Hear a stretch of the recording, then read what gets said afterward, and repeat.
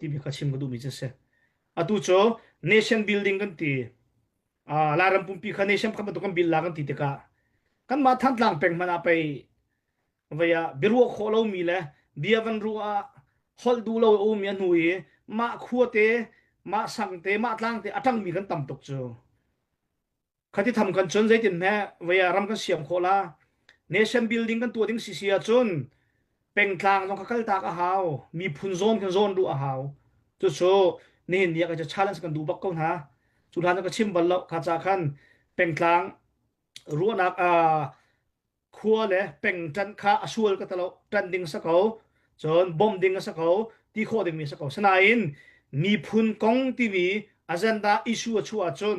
kan khua na kan mi phun ba pi do ti mi kha aruat ngam mi nan tam dau dau si le